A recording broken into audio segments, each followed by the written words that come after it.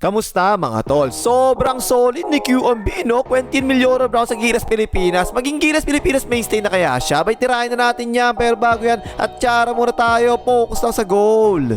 Okay game, talo yung Gilas sa dalawang laro nila laban sa New Zealand tsaka Australia, ha? Pero kahit na talo pa sila doon, merong isang player talaga maganda yun nilaro no? Eto na nga si SMB, Quentin Millora Brown. Gilas Pilipinas versus New Zealand, 7 points, 6 rebounds, 2 assists, 4 na fouls, isang turnover, 2 steals, 3 out of 5 sa field goals, 1 out of 2 sa free throw sa 16 minutes lang sa loob. Gilas versus Australia naman, 11 points, 7 rebounds, 4 na offensive rebounds, 3 out of 6 sa field goals, 0 out of 1 sa 3 points, at 5 out of 6 sa free throw sa 23 minutes sa loob. Okay mga tulay, no? Okay yan, diba? Quality minutes talaga yung binigay ni SMB. Ito yung unang-unang nagustuhan ko rito kay SMB, napaka-solid ng defense nito no? Ito sa isolation, bigla siya inatake pero tapik niya, nice defense tapos sabaw. At saka masipag mga tol humahasel talaga siya sa depensa. Ayan, humahasel siya ng pagbaba dyan, no? Tapos tumulong pa nga siya sa taas kamay, dalawa tuloy sila tumaas ng kamay dyan, ipinasa sa tao niya, natapik pa nga niya, tapos sabaw. Ito, tingnan yung depensa niya rito sa pick and roll, sumalubong sa dyan, diba? Pero pick and pop yung ginawa ng tao niya, at pagkapasa doon sa tao niya, ayan kaagad siya, tapos sumalasak na, solid defense pa rin. Ang ganda ng defense talaga niya dyan pero masok naman yan. Kahit nung sa Australia mga tol, pick and pop ang ginagawa ng Australia, tingnan mo pero tingnan nyo ang defense ni SMB mga tol, masipag talaga siya mag-close out palagi, diba? At napaka-importante talaga niya sa international competitions. Nakatungkab na nga. Yan mga tol, yan mismo yung hinahanap ko kay Pasador no? Yan ganyang klase ng depensa yung sentro na kaya mag-contest sa perimeter siya sa ganyan, taas kamay kagad. Ang ganda ng contest niya, portrait, tungkab na nga. Panoorin nyo mabuti itong mga pinapakita ko sa inyo mga tol para makita nyo kung gaano talaga karami sinablay ng Australia kapag challenge ni SMB yung mga tira nila. Yan, tungkab na naman sobrang dami kasi talaga nakita ko Kahit yung mga tira sa 3 points, wala nakakalagpas talaga kay SMB, lahat tina-challenge Kaya tingnan nyo yung habol niya dyan, contested din naman niya, portrait, tungkab na nga. Maraming hindi nakakapansin yan mga tol pero para sa akin kasi, kung pick and roll defense sa pag-uusapan natin sa Gilas Pilipinas, baka nga mas magaling pa nga pumesto si SMB kaysa kay Edo Manzano Wala, tas kamay kagad baons pansitan. Actually, pati yung help defense niya mga tol, napaka-solid kita nyo yan, nasa lukagan niya yung roller dyan, diba? Kaya yun, pinasa ng tuloy palabas, natapik naman ni Papa Dwight, atake uli Australia, ayan na naman siya, taas kamay kagad, ang ganda pinalobo na lang tuloy, baldog na baldog. Ito pa isa, drop coverage sila dyan hindi nakatira, ayun, may natumba sa gitna, sumalaksak naman yan, pero ayan kagad siya, yung sinasabi ko, taas kamay kagad, ang ganda dapat kasi ganyan talaga, diba? Nice defense yan pero pumasok naman yan, maagap siya sa loob mga tol kita talaga niya palagi kung kailan siya kailangan tumulong sa loob. Pa isa, naiwanan siya sa salaksak, pero ayan kagad siya, tumulong kagad siya natapik nga niya, tapos ang sabaw. Like mong hayop ka, tamad-tamad mong hayop ka, isang pindot lang pag-gawin mag-like ka na.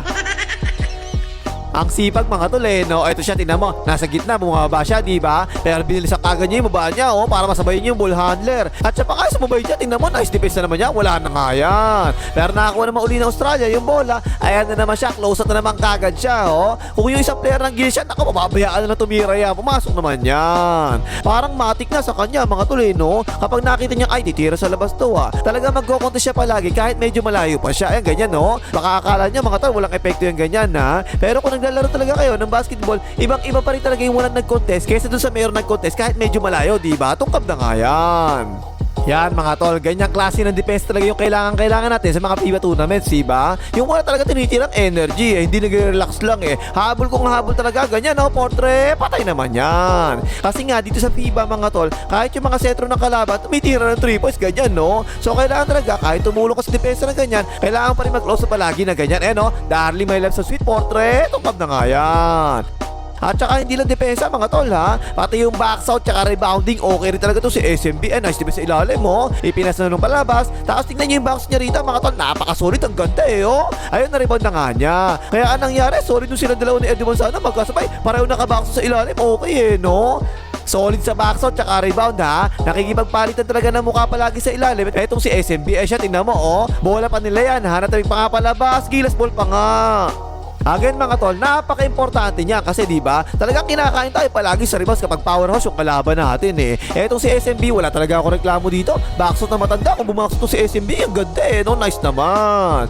At saka hindi tulad ng iba dyan na kapag tumira na, papasok na palagi sa loob para rebound, di ba? Hindi na bumabaksot, walang pakialam eh. Eto si SMB, tignan niyo, oh, niretain talaga niya yung peso niya at doon talaga siya bumaksot. Yan yung tama, ganyan ha. Kaya kahit malayo yung talbog, tingnan mo, siya para yung lamang sa pwestuhan, di ba? Nice backshot, tsaka rebound na naman yan. Ang ganda mga tol eh, no? Okay talaga yung backshot niya, tsaka rebounding niya ha. Talaga lang hindi kinakaya ng Gilas kapag one big lang ginagawa ni Coach Tim eh. Kailangan talaga pag malaki kalaban, may kasama siyang isa pang malaki sa loob, di ba? Lalaki kasi ng kalaban eh. Pero talagang kapuri-puri yung backshot nito mga tol. Tingnan nyo naman, no? Tingnan nyo paano siya lumaban dyan sa pwestuhan sa ilalim. Ang ganda talaga. Nice tol. Very good ka dyan. Isipin nyo to mga tol ha. Naka-apat siyang offensive rebounds. Offensive rebounds to ha. Laban sa Australia. Ang lalaki pa na Australia eh, no? Apat eh. Isang patunay lang yun na talaga ang ganda ng rebounding niya. Masipag pa siya. Ganyan. Tingnan mo, oh. Nanulak na nga siya sa ilalim. Nakapalo pa nga. Nice naman. O yan pa isa. Nakapasok na naman sila dito ha. Ayan siya sa gitna. Nananak mo. Naka-offensive rebound na naman siya rito. Hindi nga lang pumasok yung follow-up niya. Ang sipag talaga mga tuleno. Yan yung maganda eh. Ayan, nasa corner pa siya dyan. Pero tingnan nyo yung effort niya dyan para makapasok siya sa loob. Tingnan nyo mabuti. Ayan no. Inibit pa siya dyan ha. Pero nagpumilit pa rin talaga siya. Natabik pa nga niya yung bola. Wala lang nakakakuha eh. Pero A for effort talaga. Tapos sa scoring naman mga tol, medyo limited pa siya sa mga pick and roll, di ba? Ayan, ang ganda ng galaw niya dyan sa ilalim, pa-hook shot, patay ka dyan. O, ito pa isa, pick and roll na naman to, napasa siya sa roll dito, oh. Binunggu siya dyan, ayaw, fall ka dyan, tol. Halos puro sa ganyan ang galing yung mga putos niya, eh, no? Eh, ganyan din naman talaga, halos yung mga ginagawang play ng Gilas, eh. Napall na naman siya dyan. Kaya nakarami talaga siya ng free throw dito, mga tol, ha? Ayan, screen and roll na naman siya dyan, napasahan na naman, na-fall na naman tuloy.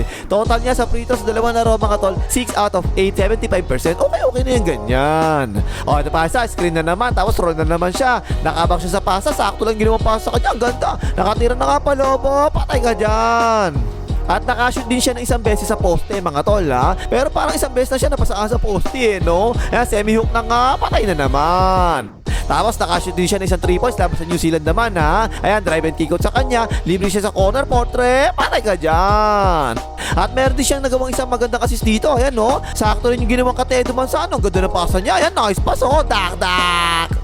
So yun mga tol no, para sa akin lang mga tol ha. Talo man sa dalawang laro ang Gilas, laban nga sa New Zealand at Australia, tambak pa nga sa Australia. Pero natuwa talaga ako sa nakita kong pinakita ni SMB sa dalawang laro. Kasi napaka-solid talaga eh. Depensa, backs out, rebounds, napaka-solid lahat eh no. Ang sipag pa talaga, talagang humahasel palagi eh. Ganyan-ganyan yung player na kailangan talaga nating big man sa Gilas, diba? Sama pato tsaka panabla palagi talaga, wala tinitira talaga palagi eh. Sinasagad palagi lahat ng energy niya habang nasa loob siya ng court at binibigay lahat ng makakaya niya para makatulong siya sa Gilas Pilipinas team. So kung ako tatanungin mga tol para sa akin ha, dapat starter na to eh no. Dapat maging mainstay na talaga ng Gilas team itong si SMB.